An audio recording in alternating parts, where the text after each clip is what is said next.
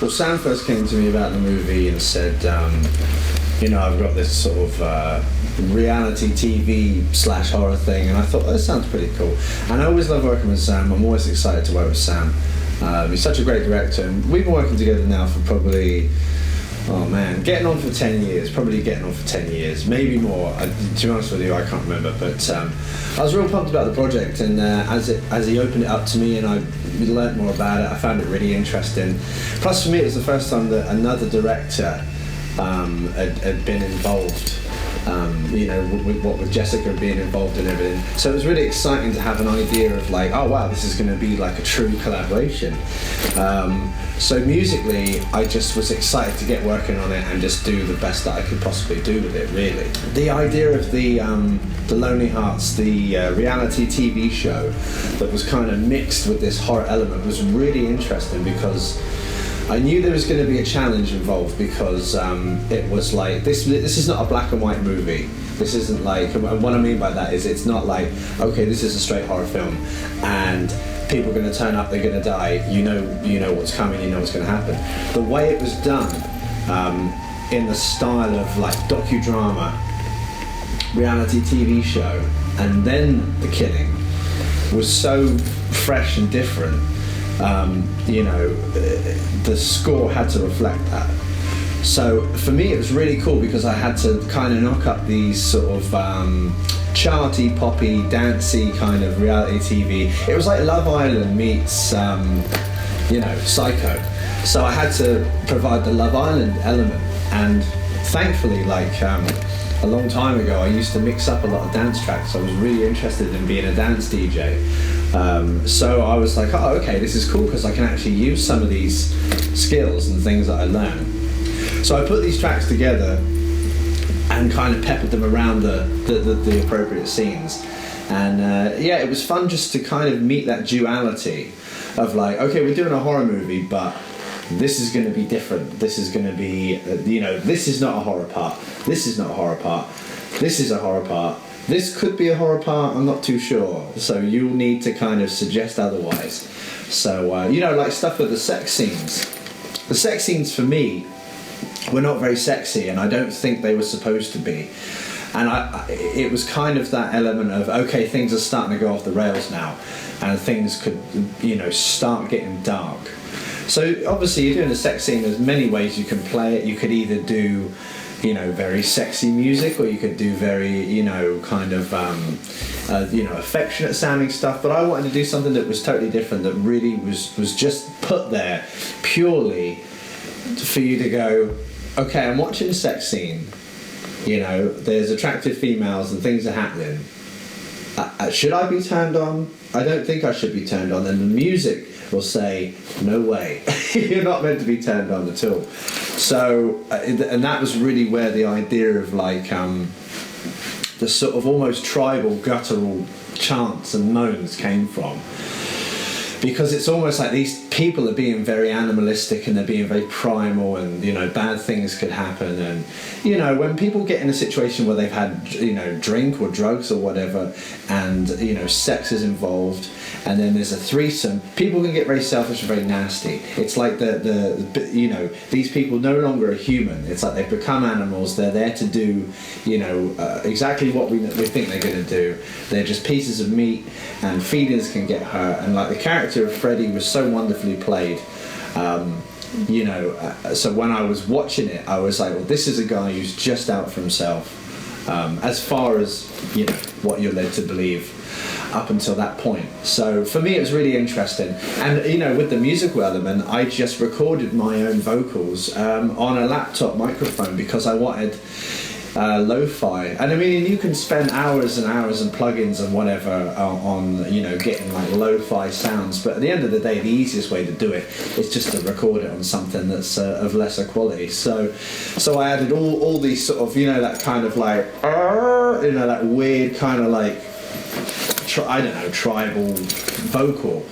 I did all that on the just on the laptop, and then pitched it down and then mixed it in with the track. And when I watched it back, I was like, yeah, this is weird. It's not like, it's not like scary full on. orchestral music where you're like, I know I'm supposed to be scared right now, but there was something about it that when I listened to it back, I was like, this is definitely provoking some kind of emotion that's not quite what we're expecting to feel when we're watching the movie, and that's really what it's all about. Very often when you work on a score, there'll be a temp score already, and you know the temp score is like, how do I put it? It's almost like the ex-boyfriend that's still sniffing around, because the director will say, I don't care about the temp score, it's nothing to me.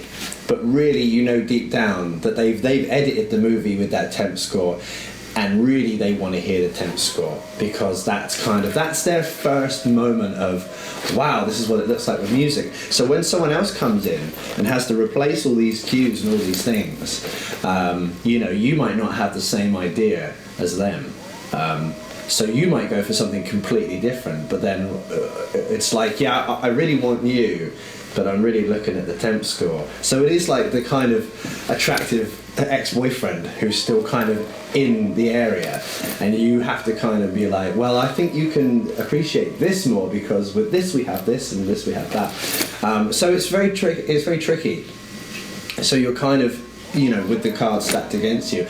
But luckily with this, there was no temp score, but there were notes. Not many notes. And the beauty of working with Sam, I always say, is, you know, he really lets me do my own thing. And like with the sex scene stuff and the other bits and pieces, you know, I don't always do what people expect me to do.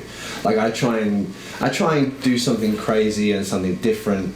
You know, nothing that's going to compromise the desired effect, but I try and do something that's just not what everyone is expecting to hear or see or whatever. So there were a few notes, but there was one note at the end that just you know, excited me to no ends. Like just my face lit up, and it said, you know, for the kind of ritual scene at the end, it said, "Go full goblin." And I knew exactly what he meant by that, and a lot of people probably would be like, huh?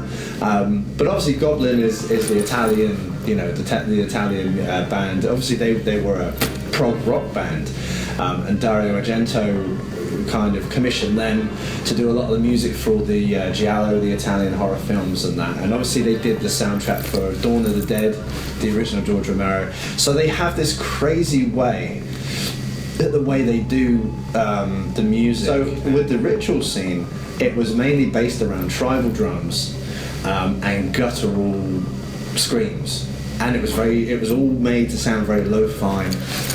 And there were times when I was just wailing. I was just like literally screaming, but not with power, but with like the back of my throat. It was just like these sort of weird wispy whistles. And it just kind of gave this element of, you know, they've opened up hell. Or whether or not that's actually what's happening, but to someone in that scene, whether it be the victim or whether it be, you know, the villains, they're hearing and seeing hell. That's their version of hell. You know, the victim isn't going to like it, but the villains probably think this is great, this is wonderful. So it's almost like all hell breaks loose, chaos ensues, it's complete madness, and I thought, well, how can I do that? Tribal drumming is disorientating, because when it gets out of control, you have to remember when the tribal, you know, when these tribes were doing the drumming, it was almost, you know, if you were led to believe it was supernatural. So the more they would bang on these drums, the more they would get out of control, the more they'd be crazy, they probably would be on some sort of hallucinogenic plant or something like that. So it is disorientating and it is unnerving. You know, when you see these voodoo scenes and things really get out of control, you kind of think, oh, this is intense. So that's kind of what I wanted to have. So I had congas going, and I had these sort of like, you know, these weird screams going, and then there was this sort of like organ, and you know, I just tried to make it very, very, very different to what had been before, because for the rest of the movie you've got Lonely Hearts, you've got all this kind of like lovely dancey poppy music and stuff, and then you've got the horror scenes, but then this is like, we're in a different world now, you know, reality TV, the TV's been turned off, and now this is true horror, and these people are going through a horrific ordeal at the hands of these complete maniacs. So, you know, as a composer, you just try and do your best to, you know, paint the picture along with what's going on as best as you can. So yeah, I loved working on the film.